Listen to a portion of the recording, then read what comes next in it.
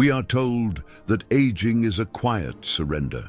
We are conditioned to believe that as the years pile onto our shoulders, we must simply bow our heads and accept the slow, agonizing dismantling of our vitality, piece by broken piece. We are told to accept the fatigue, the fading strength, the embarrassing failures of our own bodies as the natural cost of living past a certain age. But what if I told you that this is the greatest lie ever sold to modern men? What if the humiliating decay we endure in silence isn't an inevitable biological destiny, but a mechanical failure that can be fixed? You have the right to demand the strength, the dignity, and the fiery vitality of your youth. You have the right to function completely and powerfully until your very last breath. If you have ever felt your manhood slipping away, if you have ever felt betrayed by your own body, listen to me closely. This is my confession, and it is the absolute truth about how we take our power back. 3 in the morning. Again. I remember staring at the ceiling, feeling the heavy, suffocating weight of sheer exhaustion pressing down on my chest.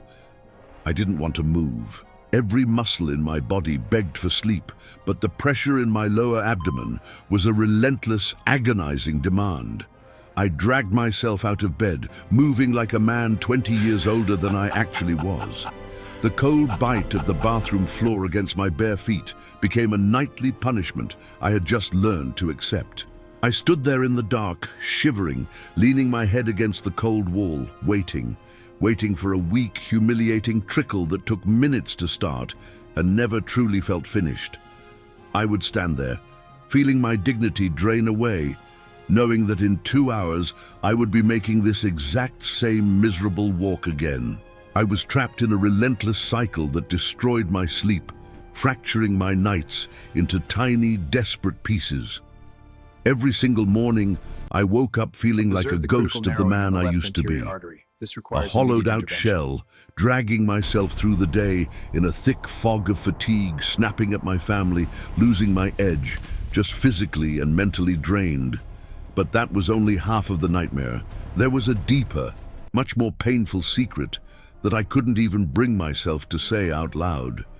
Right around the exact same time my prostate issues started forcing me out of bed, the lights went out in the bedroom.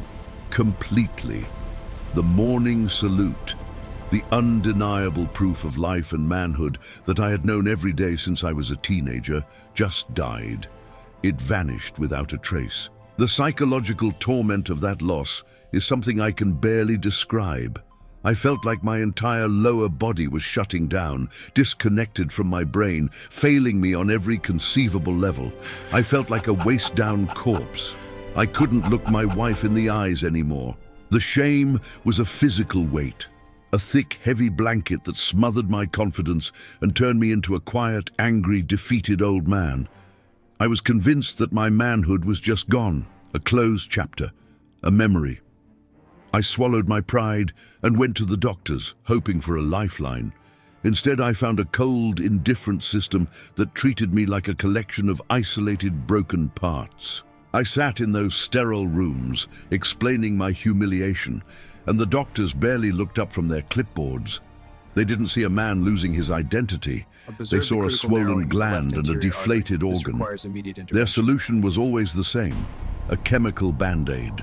They handed me one prescription to force my prostate to stop swelling and a completely different, dangerous synthetic blue pill to artificially force blood into my groin for a few hours.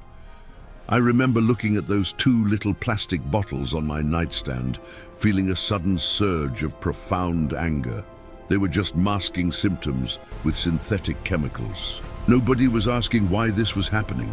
Nobody was asking why my entire pelvic region was systematically failing in the first place. They were just trying to drug the check engine light so I wouldn't complain anymore.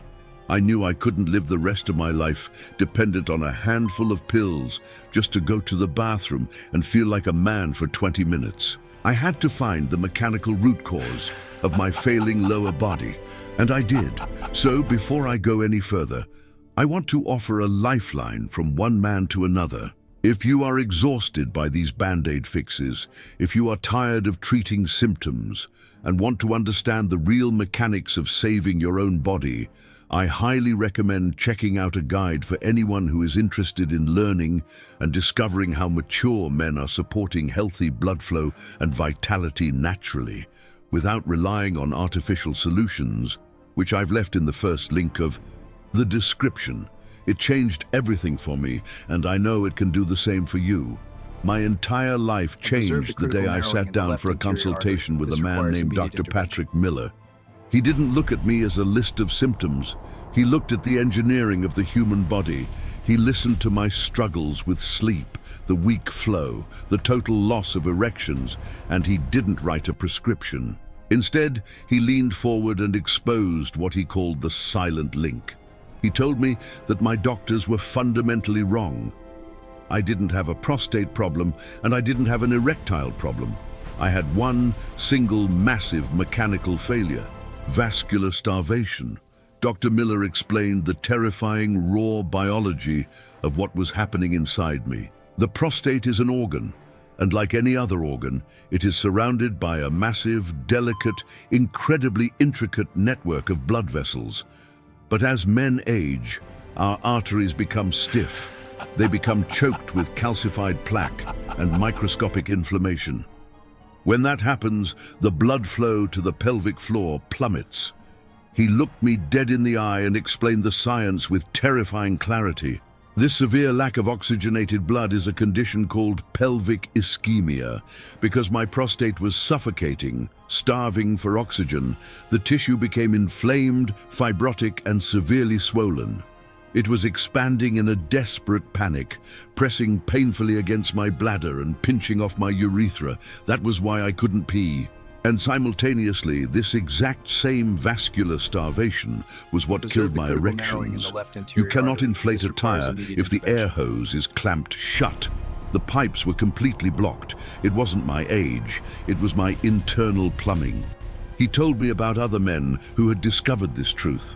Real men who had been on the verge of dangerous surgeries or resigning themselves to a sexless, exhausted life. He showed me the documented observation of guys like Arthur, a 62-year-old former mechanic who had spent 5 years waking up 6 times a night, whose marriage was falling apart because of his total lack of vitality. Arthur applied the exact same vascular protocol Dr.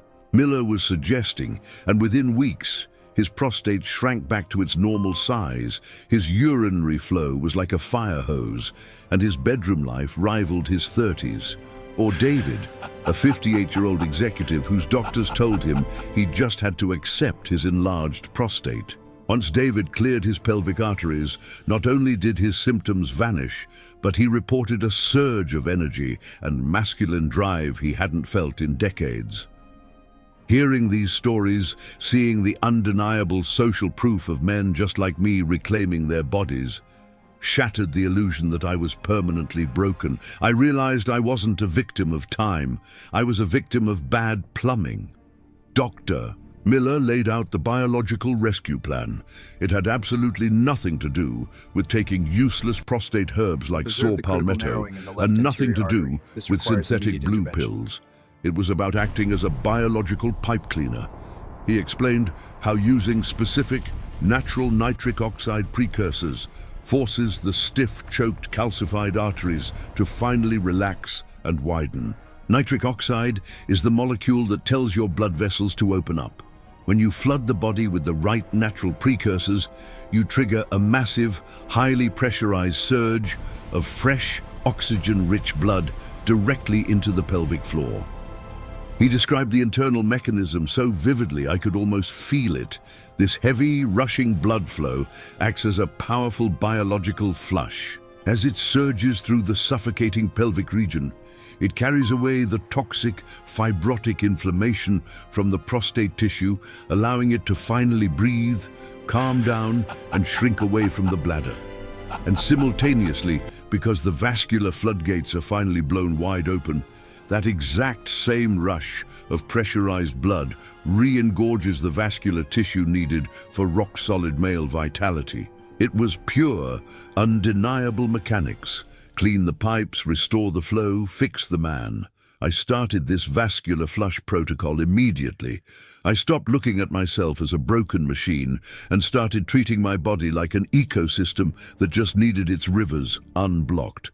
And the profound, undeniable physical transformation that followed is something I will never forget for as long as I live. I remember the first time it happened. I opened my eyes and the room was bright. Sunlight was streaming through the blinds.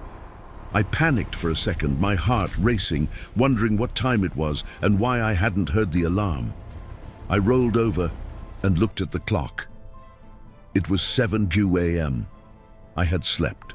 I'd actually slept straight through the entire night for a glorious, uninterrupted 8 hours without a single agonizing trip to the cold bathroom floor. The heavy, aching pressure in my gut was completely gone. I felt rested. I felt alive. But as I lay there, absorbing the deep relief of a full night's sleep, I realized something else. I felt a pressure. Not the painful pressure of a swollen bladder, but a violent, undeniable pressurized force that I hadn't felt in years. I threw the blankets back, and there it was, the morning salute, raging, unyielding, and absolutely ignoring the fact that I was 60 years old. I just sat there on the edge of the bed and laughed. I actually laughed out loud, tears stinging the corners of my eyes.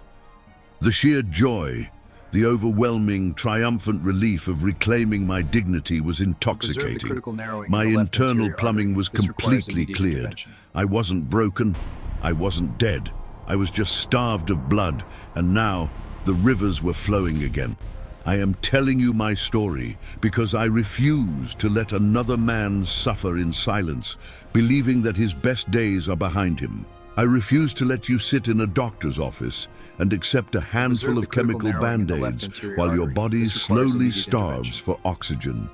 You have to stop treating your body like a collection of broken parts. You have to fix the internal blood flow using real mechanical science. You have the right to fix the root cause and demand the comfort, the strength, and the undeniable masculine vitality you deserve. For those of you who are ready to stop suffering, ready to skip the years of trial and error, and ready to fix the mechanics of your own body, I strongly encourage you to grab a guide for anyone who is interested in learning and discovering how mature men are supporting healthy blood flow and vitality naturally, without relying on artificial solutions, available right now in the first link of the description.